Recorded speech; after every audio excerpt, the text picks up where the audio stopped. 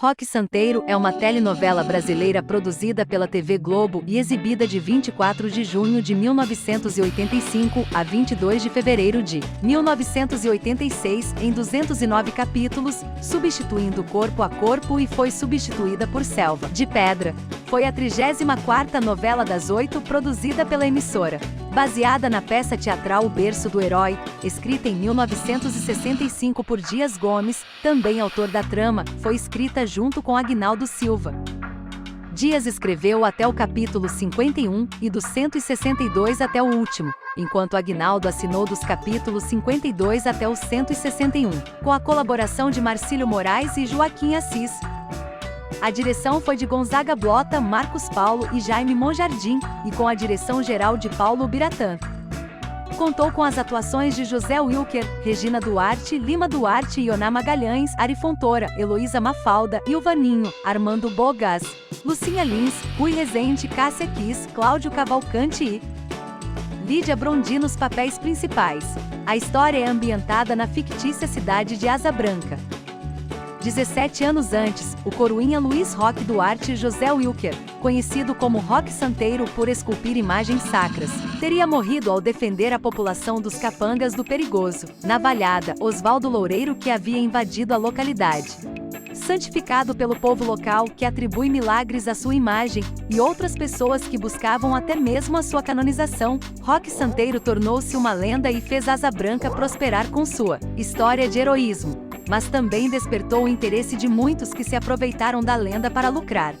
Mas, para o desespero dos poderosos, Roque Santeiro não morreu, volta para a cidade e ameaça pôr fim ao mito. Os representantes das forças políticas, religiosas e econômicas de Asa Branca se dividem entre os que defendem que a verdade deve ser revelada e os que querem manter a farsa porque lucram com ela. Os que se sentem ameaçados pelo retorno de Roque são o conservador Padre Hipólito, Paulo Gracindo, o prefeito Florindo Abelha, Ari Fontoura, o comerciante Zé das Medalhas, Armando Bogas, principal explorador da sua imagem, e o todo-poderoso fazendeiro Sinhozinho Malta Lima Duarte, que mantém uma relação com a fogosa e extravagante Porcina, Regina Duarte, a suposta viúva de Roque Santeiro, a que foi sem nunca ter sido, e vê seu relacionamento ameaçado com a presença dele. A história é ambientada na fictícia cidade de Asa Branca. 17 anos antes, o coroinha Luiz Roque Duarte José Wilker, conhecido como Roque Santeiro por esculpir imagens sacras, teria morrido ao defender a população dos capangas do perigoso, navalhada, Osvaldo Loureiro que havia invadido a localidade. Santificado pelo povo local que atribui milagres à sua imagem, e outras pessoas que buscavam até mesmo a sua canonização, Roque Santeiro tornou-se uma lenda e fez Asa Branca prosperar com sua história de heroísmo. Mas também despertou o interesse de muitos que se aproveitaram da lenda para lucrar. Mas, para o desespero dos poderosos, Roque Santeiro não morreu, volta para a cidade e ameaça pôr fim ao mito. Os representantes das forças políticas, religiosas e econômicas de Asa Branca se dividem entre os que defendem que a verdade deve ser revelada e os que querem manter a farsa porque lucram com ela.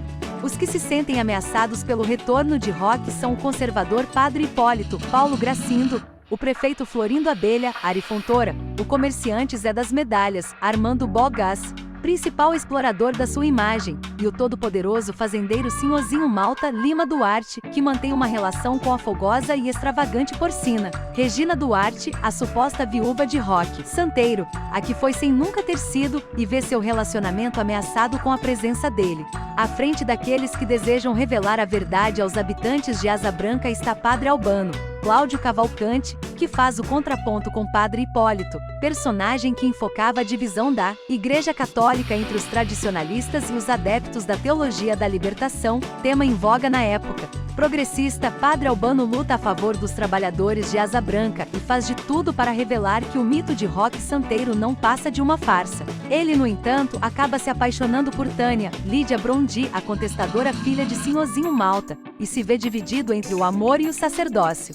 O retorno de Roque à Asa Branca atinge também a vida de mocinha, Lucinha Lins, apaixonada por ele e que fora sua verdadeira noiva antes da invasão de Navalhada.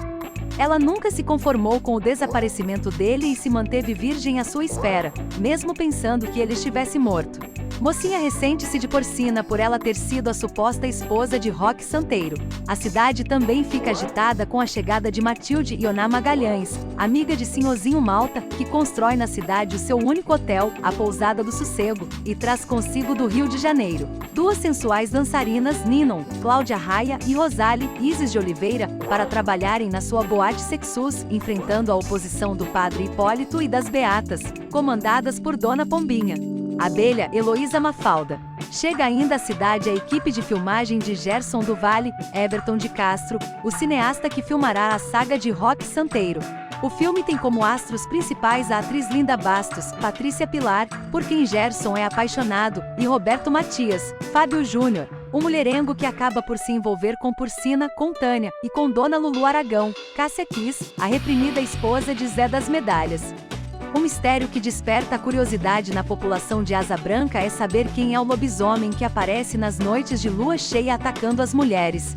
O principal suspeito é o taciturno professor Astromar Junqueira, Rui Rezende, por conta de seus hábitos um tanto sombrios. Ele é apaixonado por Mocinha e apesar da aprovação dos pais dela, ela o rejeita.